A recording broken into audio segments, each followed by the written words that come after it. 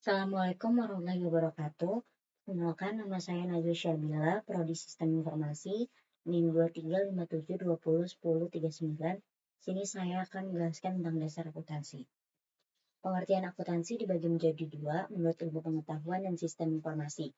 Menurut ilmu pengetahuan, akuntansi ialah ilmu pengetahuan yang mempelajari bagaimana mencatat, mengklasifikasikan, meringkas, menganalisis, dan menginterpretasikan transaksi keuangan. Sistem informasi. Sistem informasi yang memberikan data keuangan yang berguna bagi berbagai pihak seperti pemilik, manajemen, dan investor. Konsep dasar akuntansi. Persamaan akuntansi. Aset sama dengan liabilitas ditambah ekuitas.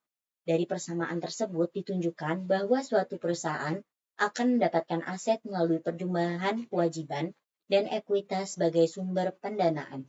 Menurut persamaan tersebut juga, posisi kewajiban ditempatkan sebelum ekuitas. Hal ini karena hutang perusahaan memang harus dibayar terlebih dahulu kepada kreditur dalam hal perusahaan mengalami kebangkrutan. Dengan demikian, prinsip dasar akuntansi salah satunya adalah kewajiban lebih likuid dibanding ekuitas. Aset dalam akuntansi biasanya akan selalu linear dengan ekuitas atau kewajiban. Artinya, jika aset perusahaan meningkat, maka kedua komponen tersebut juga akan naik nilainya, agar persamaan tetap seimbang, begitu pula sebaiknya.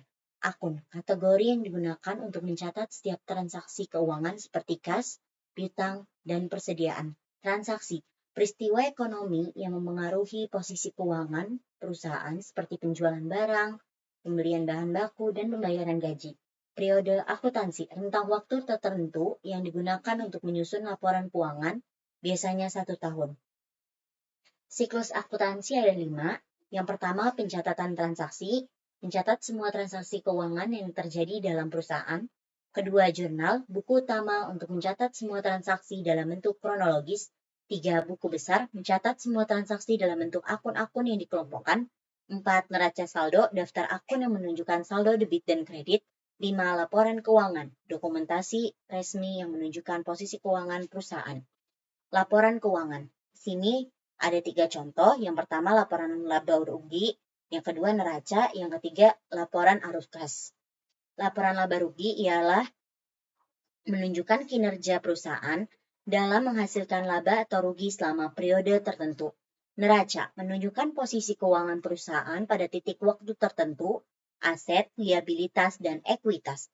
Laporan arus kas menjelaskan pergerakan arus kas perusahaan selama periode tertentu seperti operasi, investasi, dan pendanaan. Akun dan jenis-jenisnya. Yang pertama, aset, sumber daya yang dimiliki perusahaan seperti kas, piutang, dan peralatan. 2, liabilitas, kewajiban perusahaan kepada pihak lain seperti utang ban dan utang dagang. 3, ekuitas, hak pemilik atas aset perusahaan setelah dikurangi dengan liabilitas. 4, pendapatan, penghasilan yang diterima perusahaan dari penjualan barang atau jasa. 5, beban, pengeluaran yang dikeluarkan perusahaan untuk menghasilkan pendapatan. Pencatatan transaksi. 1, jurnal, buku utama untuk mencatat semua transaksi dalam bentuk kronologis. 2, buku besar mencatat semua transaksi dalam bentuk akun-akun yang dikelompokkan. 3, neraca saldo, daftar akun yang menunjukkan saldo debit dan kredit. Penutupan buku ada 3. Yang pertama, saldo akhir, menentukan saldo akhir setiap akun setelah pencatatan transaksi. Yang kedua, laporan keuangan, menyusun laporan keuangan yang menunjukkan posisi keuangan perusahaan.